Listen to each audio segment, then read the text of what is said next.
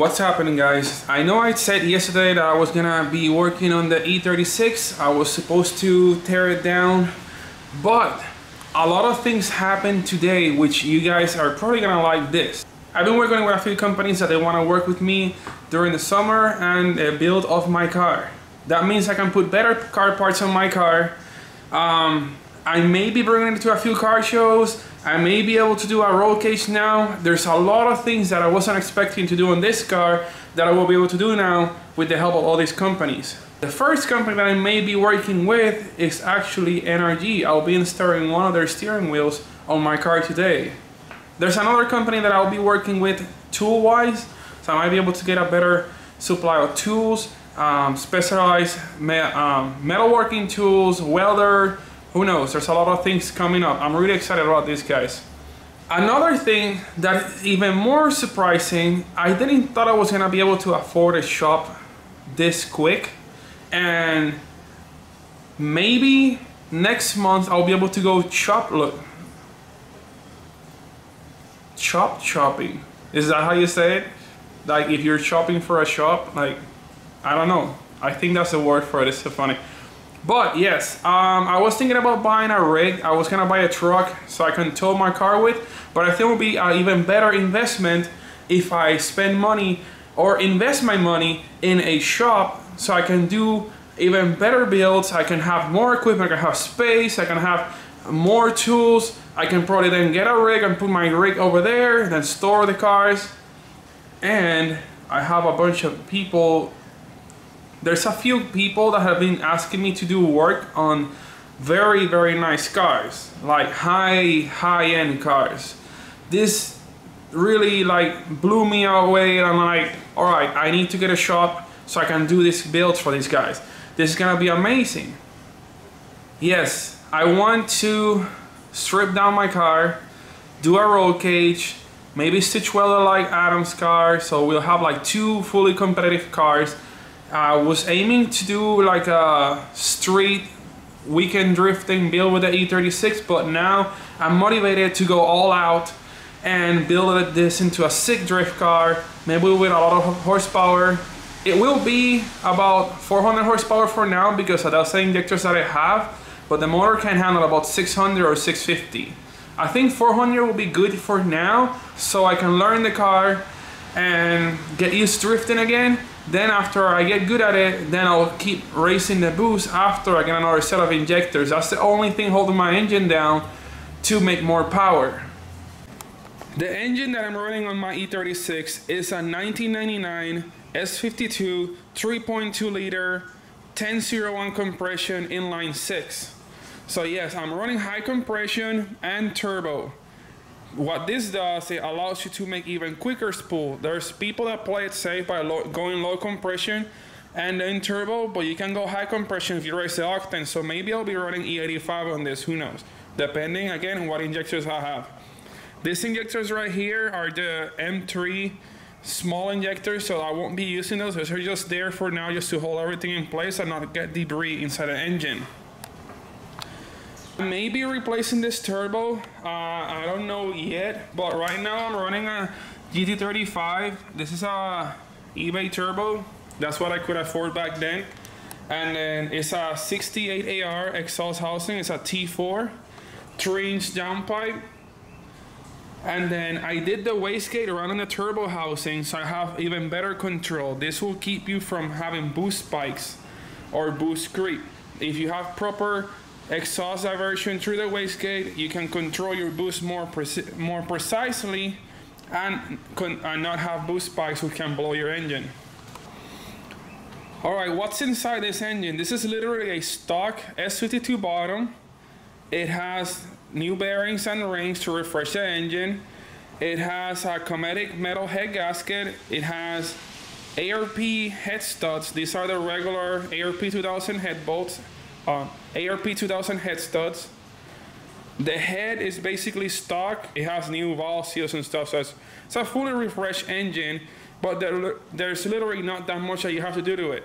Also, it's OBD1 converted, which you can see we can see the difference in the intake manifold. This is an OBD1, which is a lot thicker. I recommend always running the OBD1 intakes. and I have the metal oil filter housing, the metal thermostat housing. And then also another thing from the OBD1, I'm running the crank sensor on the front. The OBD2 has it on the back of the block, so I can run either one, but I just like running the front one. I am running a 3-inch intercooler piping on the cold side. It's one piece all the way to the intercooler, and a blow valve is a Tau Q 50mm blow valve.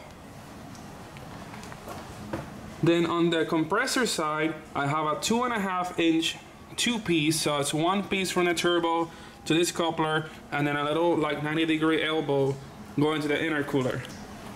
The exhaust manifold on this is a custom exhaust manifold that I made using the stock manifolds reversed, and then I made a collector to join them into a T4 housing. I was planning to run AC, that's why I did the wastegate on the top and not on the bottom, but I could have done the wastegate over here, but I wanted to leave room for the AC compressor. Guess we're not doing that anymore. Yes, there is a bolt missing here and it's driving me crazy. I have to get a replacement one. And when we took the intake manifold apart to paint it, somebody lost one of the bolts, so we couldn't find it. I'll get a replacement one and put it on ASAP because it's killing me. I already had started messing with the interior, so the doors are already pretty much gutted. I need to finish gutting the rest of the interior, so the seats gotta come out, the carpet gotta come out, dash maybe gotta come out, that steering wheel is coming off, and I'm gonna replace it with a steering wheel that I'll show you guys in a little bit. Then I can go even into more detail with my shifter plate and e-brake. This is still like just hand tied, it's not gonna be like that. I also bend the e-brake out of the way a little bit so it'll fit, that way I can use a stock e-brake to park the car and then use this e-brake for the drifting. Yeah, the headliner gotta come off. Maybe I'll leave this mirror, I don't know. How do you guys feel about this mirror? It's kinda cool, but I don't know if it'll get in the way of the roll cage. Sunroof's gonna come out. I'm gonna get the delete sunroof thingy, or sunroof delete panel. Even though the rear seats are still there, once I put racing buckets on a roll cage, nobody's gonna fit in here. I need to gut the trunk, but I think I'll leave these woofers in here. I really want woofers in my car, so maybe I'll still keep this, but then the whole carpet and all the brackets are coming off. Even still has this little BMW toolbox thing.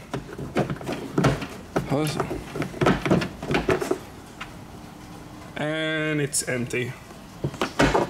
Coming off.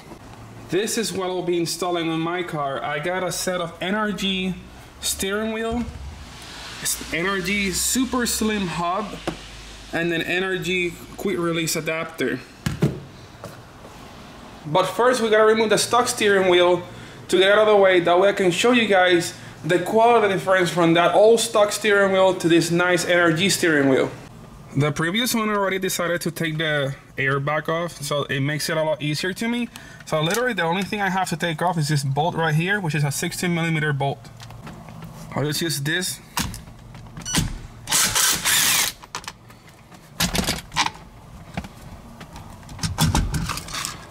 And we're out. Oh, well, there's a little plug here. All right, it was already unplugged, just like they tangle them up. So this comes off, and now we have no wheel. How do I steer the car now, guys? Here's both steering wheels next to each other. There's the stock steering wheels. I don't like this because it's very thin. I have a huge hand.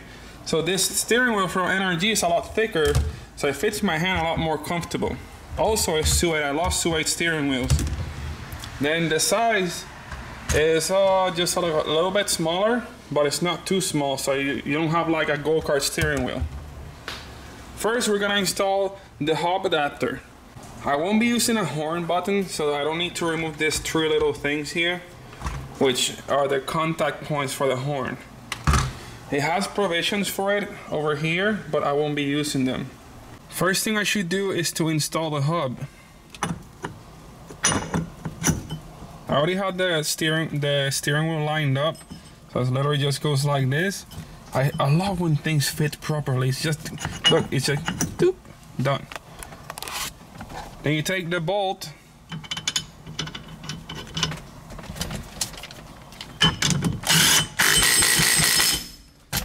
and we're done. That's it. Now we got the steering wheel quick release hub. This is I like this because it's just a flapper system. You don't have to like be pushing a pin and the whole thing. It has a pin, but it comes out with this.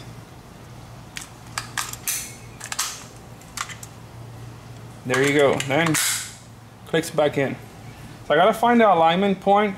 I like that they put their logo on the top so you can like point it with this little dot right here.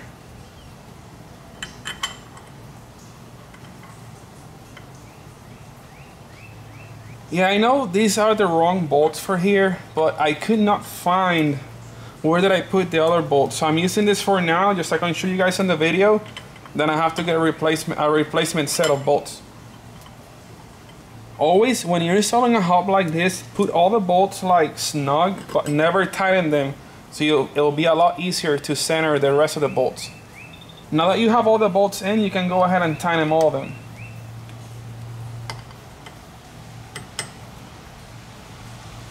Some people actually use thread locker on this. You can probably use blue thread locker. I don't recommend using red. It might be too strong if you ever want to get these bolts back out. In this case, I'm not installing thread locker because I plan on removing it again and put the right bolts in place. Now the hub just goes in like this. That's it. Now we can put the steering wheel on. There are a few components on the steering wheel that you have options on installing. If you want to put the steering wheel by itself like this, you will use the bolts that I just installed on the hub, which are the conical bolts. They're like self-centering bolts. Then you have this ring right here that comes with the steering wheel, so you can attach this NRG horn button, which you just literally sandwich like this and then put it through the steering wheel like so. And then you use these longer bolts, which are round top and flat bottom. In this case, this is what I'll be running. I'll be using this horn button because I don't have anything to cover the hole. NRG also sells a little plate that they use to cover the hole, but I won't be using that right now.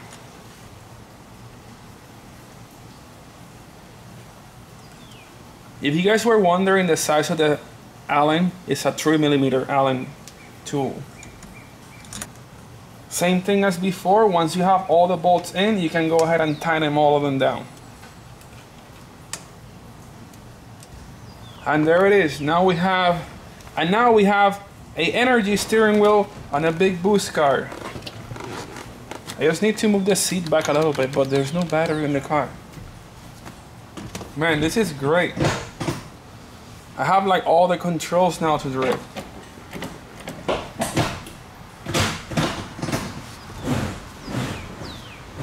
Dude, this steering wheel feels awesome. It's nice and sturdy. It's perfect on my hands. It's firm. It doesn't slip. It's also very comfortable. And yeah, I can try pulling this and it's not going anywhere.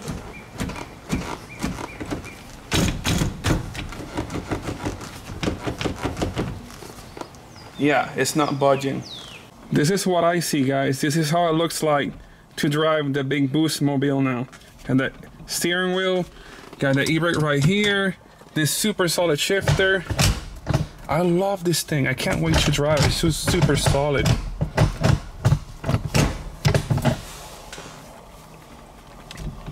Now I can be one of those cool guys who just like take their steering wheels everywhere and just like, oh, I'm gonna go chopping with my steering wheel.